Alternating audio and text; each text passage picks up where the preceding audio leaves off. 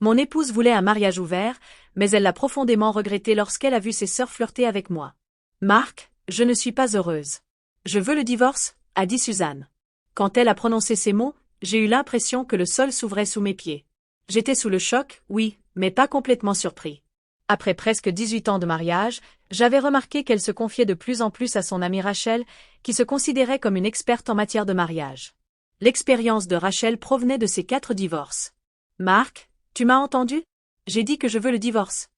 Oui, Suzanne, je t'ai entendu, ai-je répondu en essayant de rester calme. C'est sérieux, et je ne veux pas répondre impulsivement. Je me suis toujours considéré comme un mari aimant et un père dévoué. Tu n'as jamais mentionné de problème dans notre intimité, donc cela me prend par surprise, mais si notre mariage te rend malheureuse, je ne m'opposerai pas à ton bonheur. Ça fait mal, mais je soutiendrai ta décision de divorcer. Peux-tu me dire si c'est quelque chose de nouveau ou si cela couve depuis un certain temps? Sa réponse fut froide, oui, ça couve. J'ai besoin d'espace, de temps pour explorer de nouvelles opportunités, rencontrer de nouvelles personnes. Légalement, nous devons être séparés 60 jours après la signature des papiers. Qui sait? Je pourrais changer d'avis et décider de ne pas aller jusqu'au bout du divorce. J'ai pris un moment pour assimiler ces paroles. J'ai entendu dire que pendant la séparation de 60 jours, nous sommes libres de sortir avec d'autres personnes sans que cela soit considéré comme de l'infidélité, mais nous devons tous les deux être d'accord pour arrêter le divorce.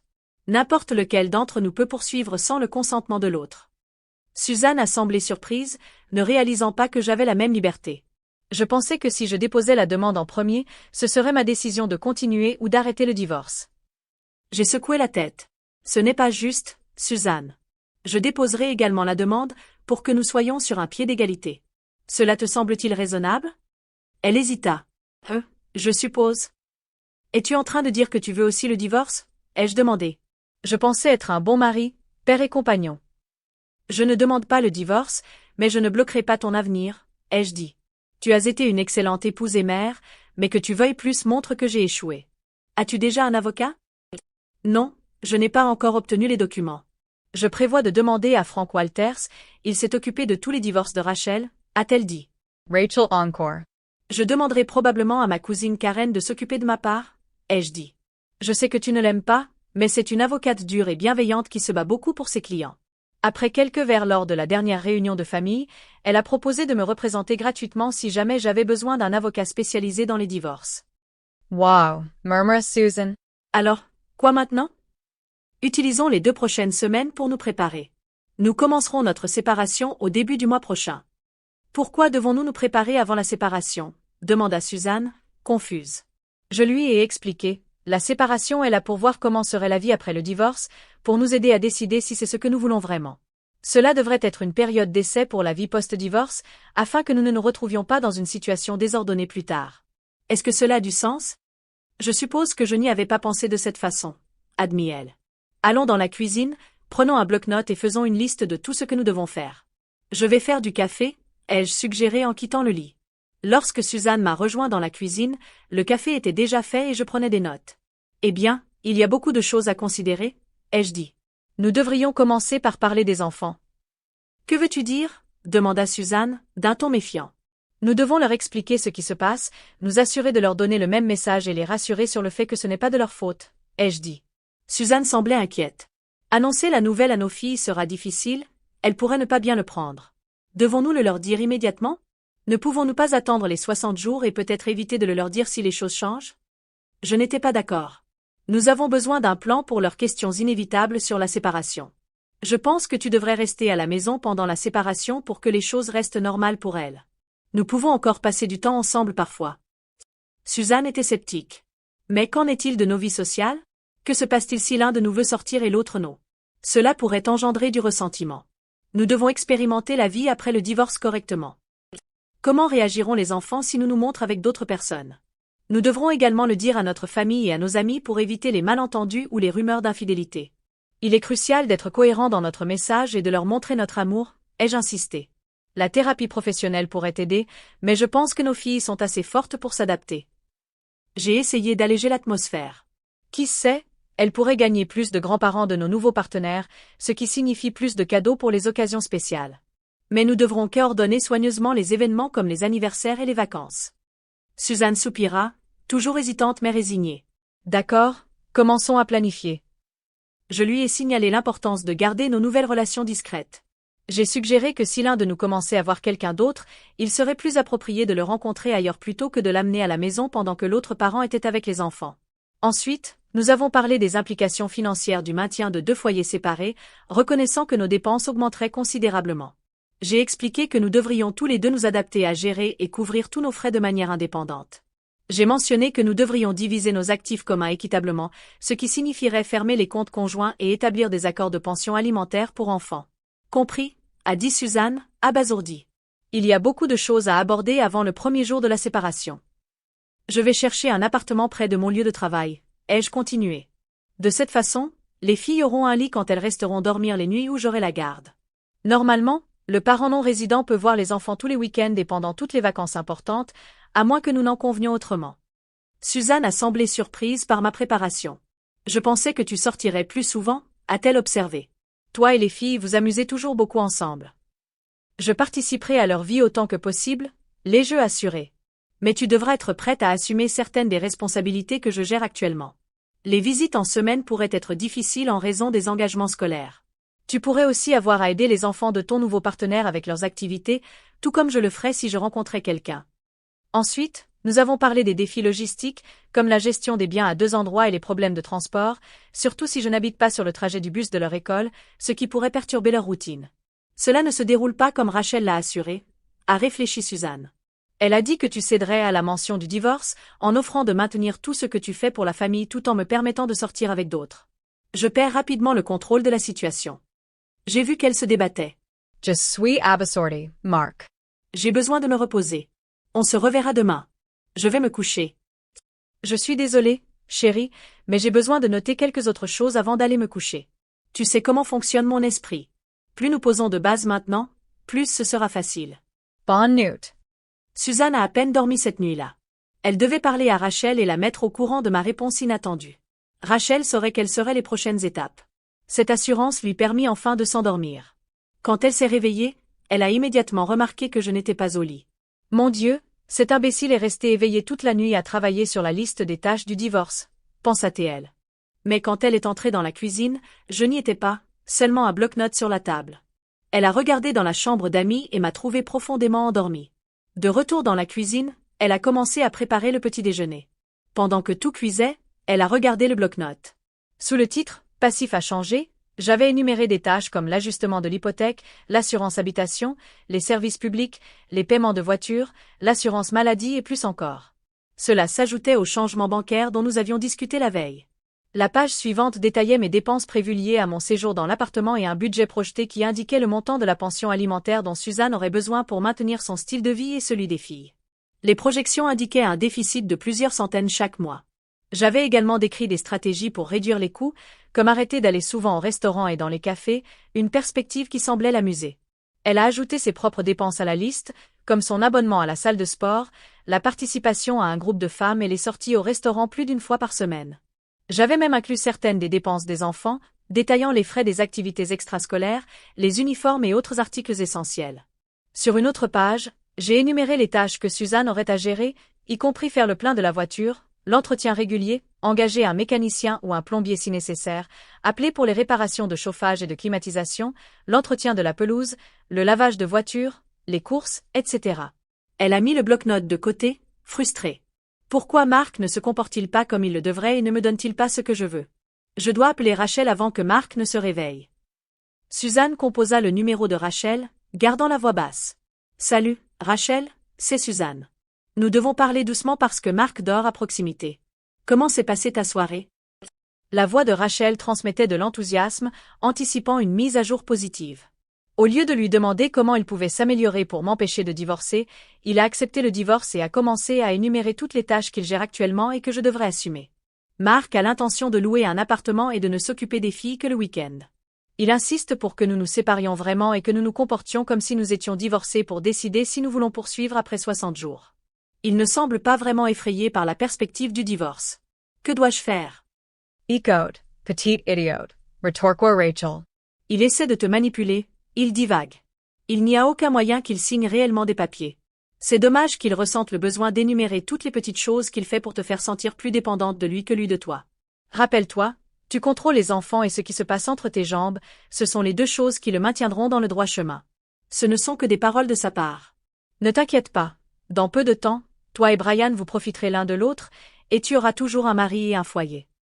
J'espère que tu as raison, et que Brian en vaut la peine. Eh bien, Mark n'a encore pris aucune mesure. Je resterai ferme jusqu'à ce que je voie son prochain mouvement. Merci, Rachel.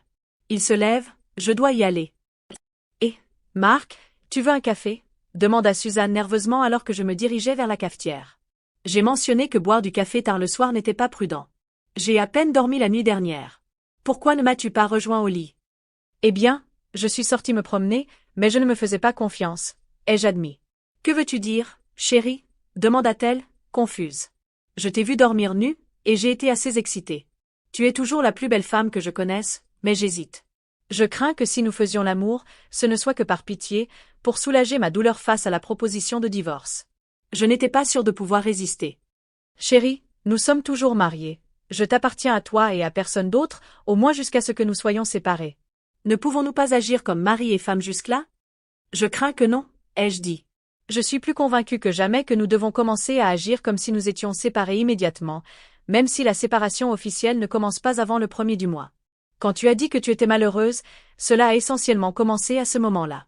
Ce sera difficile pour moi, mais je veux vraiment te voir heureuse, même si je ne joue plus un rôle important dans ta vie. Suzanne a essayé de me rassurer. Notre séparation ne signifie pas nécessairement que nous devons poursuivre le divorce. Détends-toi et laisse-moi le temps de me retrouver. J'ai confiance que nous pouvons rester mariés et même renforcer notre lien. J'ai exprimé mes doutes. Je vais prendre un jour de congé pour gérer le partage de nos affaires. David supervisera l'équipe d'entretien aujourd'hui. Nous devons régler nos finances et nos comptes le plus tôt possible. Ne sois pas en retard au travail, il préparera le petit déjeuner pour les enfants et les emmènera à l'école. Plus tard, au bureau, Michael, un collègue charmant, s'est approché pour flirter avec Suzanne. Elle s'est sentie mal à l'aise, mais a accepté de discuter de la possibilité d'apprécier de la musique ensemble plus tard. Ses pensées sont passées de notre séparation au souvenir de ses rencontres charnelles avec Michael dans l'ascenseur. Lorsque Suzanne est rentrée du travail, elle a remarqué des signes que j'avais été là pendant la journée. Cela l'a soulagée, et elle s'est sentie émotionnellement prête à aborder les questions financières dont nous avions discuté. Il semblait qu'elle pensait, j'ai 60 jours pour explorer pendant que je suis encore mariée, et ensuite j'essaierai de trouver comment avoir une relation avec Michael sans me faire prendre. Assise à la table de la cuisine, elle a revu son carnet une fois de plus. J'avais ajouté quelques éléments supplémentaires à la liste. Elle a également remarqué une nouvelle liste intitulée « Femmes potentielles pour sortir ». Elle était composée de 2 colonnes, les femmes qui avaient déjà exprimé leur intérêt et les femmes dont j'aimerais savoir si elles étaient intéressées. Les noms de la première colonne l'ont surprise, surtout lorsqu'elle a vu le nom de sa sœur Laura. Suzanne a immédiatement composé le numéro de Laura. « Salut, Laura, comment vas-tu? Comment oses-tu essayer de voler mon mari ?» a crié Suzanne. « Eh, calme-toi, ma fille. De quoi s'agit-il » a demandé Laura, confuse. Mark a fait une liste de femmes qui lui ont dit qu'elles voulaient sortir avec lui, et ton nom est dessus. Je ne suis pas sûre de la liste, mais je lui ai mentionné une fois, après avoir trop bu, que si jamais il se réveillait et te quittait, toi, idiote ingrate, je serais intéressée pour prendre ta place. Attends, que se passe-t-il? Mark te présente une liste de femmes intéressées par lui? Tu insinues qu'il y a des problèmes au paradis?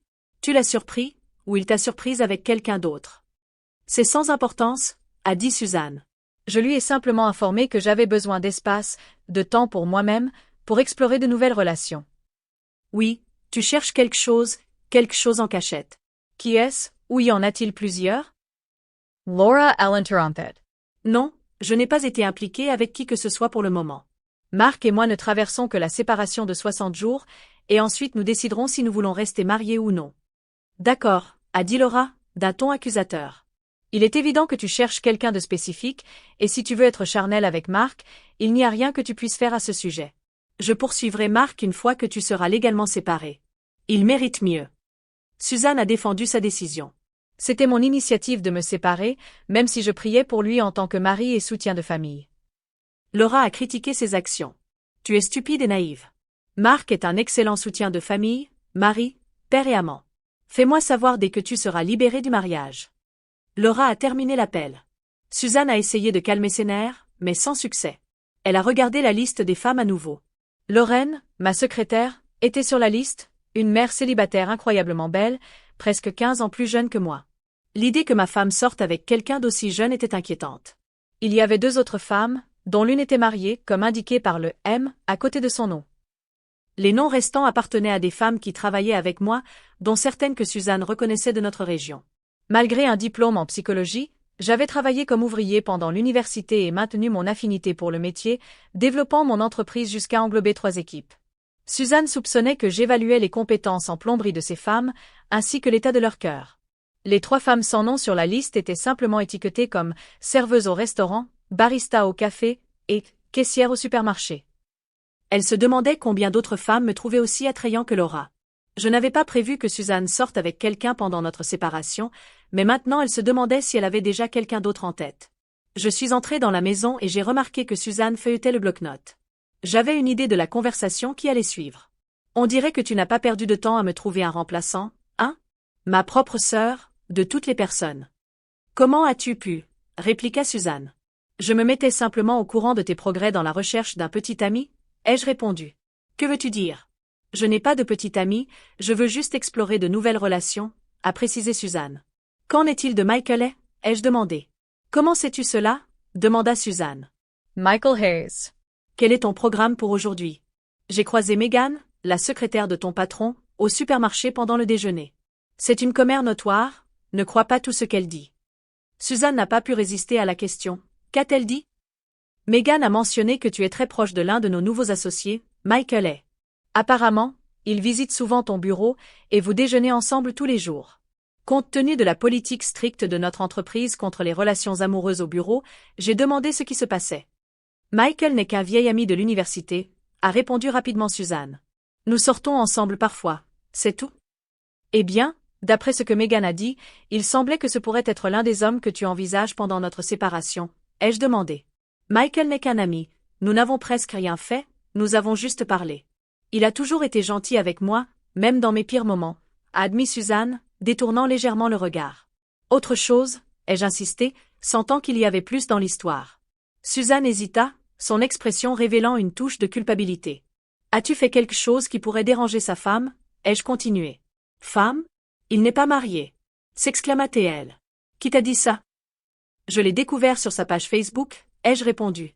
Si nous parlons de Michael Hay. Oui, mais il n'a jamais mentionné de femme, a-t-elle dit, perplexe. Son profil indique qu'il est marié à Victoria et qu'il a 2 enfants, ai-je révélé. Il a été mis à jour il y a seulement 3 jours, et les publications de sa femme suggèrent qu'ils sont toujours très proches. Suzanne était abasourdie. Je n'avais aucune idée qu'il était marié. Je ne ferai jamais rien pour briser un mariage. On dirait que tu es d'accord pour briser notre propre mariage, cependant, ai-je répliqué, ressentant de l'amertume. Il y eut un lourd silence pendant que Suzanne se rendait compte qu'elle était coincée. Michael était la principale raison pour laquelle elle envisageait de rompre avec moi, mais elle ne pouvait pas l'admettre maintenant. Eh bien, il n'était que l'un des nombreux hommes que je pourrais envisager de fréquenter, s'est-elle excusée. Je peux faire une liste comme toi. Oh, mon Dieu, je viens de me souvenir de quelque chose de crucial, l'ai-je interrompu. Si nous décidons de rester mariés après la séparation, nous devons échanger des rapports médicaux pour nous assurer que nous sommes tous les 2 exempts de maladies sexuellement transmissibles. Tu es ridicule, a rétorqué Suzanne. Ce n'est qu'une précaution, ai-je dit. Je n'avais pas prévu de sortir avec qui que ce soit, surtout que ce n'est que pour 60 jours, mais si je ressens le besoin, je peux trouver quelqu'un. Je suis sûre que tu voudrais aussi te sentir en sécurité. Il ne s'agit pas seulement de toi, il s'agit de savoir avec qui tu es et avec qui ils ont été. Ai-je expliqué calmement. Bien, peu importe, murmura-t-elle. Alors, quelle est la prochaine étape sur ta liste de choses à faire? Eh bien, j'ai beaucoup à faire, ai-je dit, à commencer par régler nos finances et nos comptes. Gérer l'hypothèque, les services publics, et autres, sera la prochaine étape. Ah, j'ai trouvé un appartement potentiel plus près de mon lieu de travail. Lorraine, ma secrétaire, travaille comme gestionnaire de nuit au Royal Arms. Ils ont une unité de 2 chambres disponibles, et si je deviens spécialiste de l'entretien des appartements, je pourrais obtenir 50% de réduction sur le loyer. Cela signifie plus d'argent pour toi et les enfants. Tu n'as pas encore signé le bail, n'est-ce pas? Nous avons 60 jours, tu n'auras peut-être pas besoin de déménager, a suggéré Suzanne, essayant de garder la voix ferme. Non, je n'ai pas encore finalisé le bail. Lorraine a mentionné qu'ils ne font normalement pas de location au mois, mais qu'elle pourrait faire une exception pour 60 jours. Quand elle a appris la chose, elle a exprimé son intérêt pour moi. J'ai été surpris, étant donné la différence d'âge et tout. Je n'avais aucune idée qu'elle me trouvait attirant. J'ai poliment refusé, citant les règles du lieu de travail contre les relations personnelles entre employés et responsables. Elle a suggéré que je cherche un autre emploi si c'était le problème. C'est pour ça que je l'ai mentionné sur la liste, ai-je expliqué. Suzanne était furieuse à l'intérieur, mais elle s'est retenue. Sans attendre sa réponse, j'ai continué. Une autre nouvelle que tu pourrais apprécier. J'ai réservé 2 billets pour des vacances de 7 jours en Floride. C'était censé être une surprise pour notre 18e anniversaire. L'attitude de Suzanne a instantanément changé. La Floride? Oh, Marc, tu sais combien j'ai toujours voulu y aller. C'est incroyable. J'ai hâte de me détendre sur la plage et de nager dans l'océan. Merci, merci. Mais mon expression est restée sérieuse. Nous n'irons pas en Floride ensemble. Quand tu as mentionné le divorce, j'ai réalisé que nous n'arriverions peut-être pas à notre 18e anniversaire.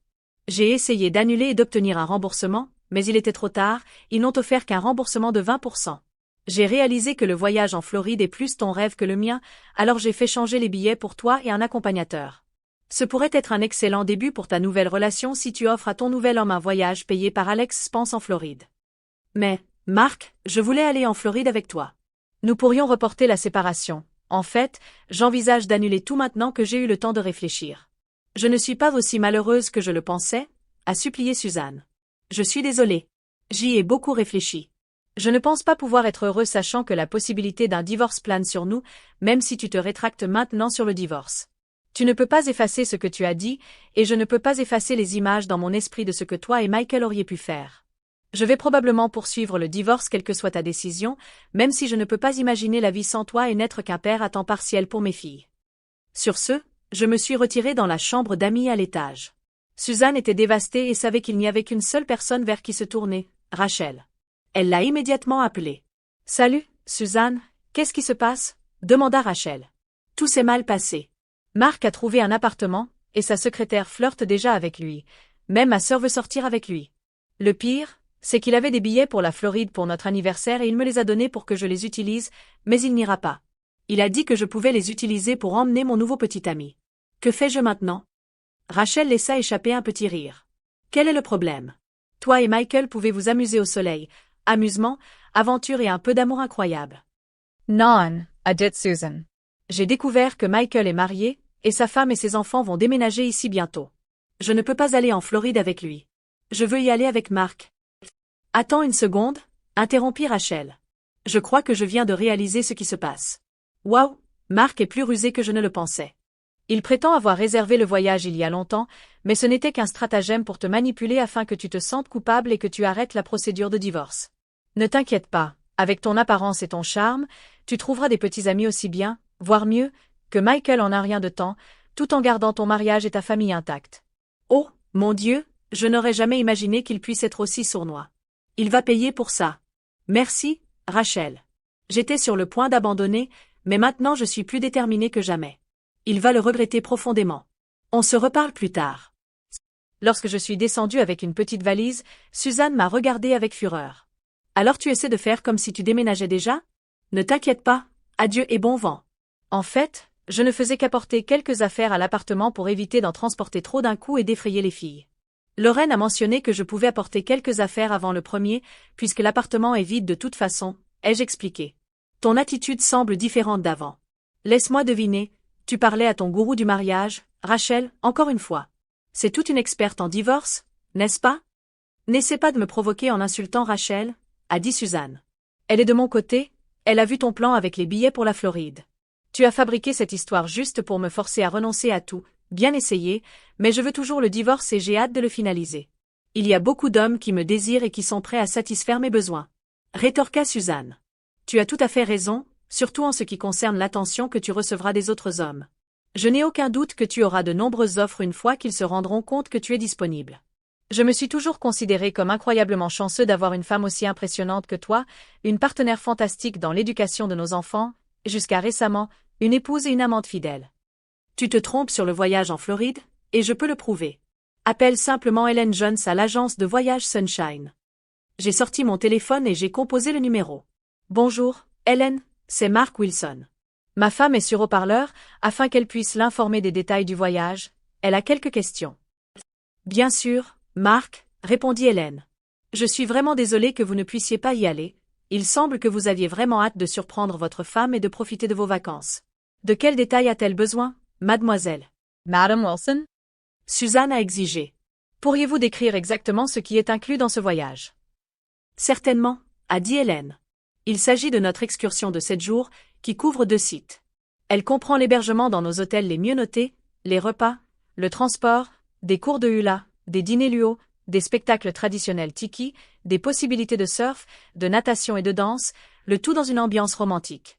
De nombreux couples l'ont considéré comme une expérience transformatrice pour leur mariage. Quand mon mari a-t-il réservé ce voyage?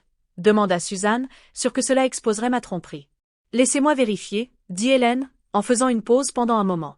D'après nos dossiers, il s'est renseigné à ce sujet il y a environ 3 mois, puis il a finalisé son choix pour ce voyage spécifique il y a 2 mois, le paiement étant effectué 2 semaines plus tard. Hier, il nous a contactés pour annuler la réservation, ce qui a donné lieu à un remboursement de 20%.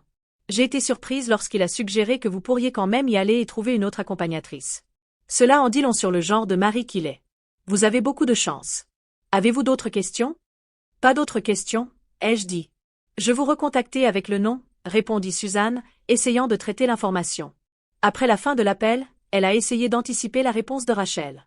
Tu crois que tu m'as encore une fois eu, n'est-ce pas? Toi et Hélène avez conspiré pour fabriquer cette histoire de voyage en Floride avant même que je ne mentionne le divorce. Eh bien, je me suis rendu compte.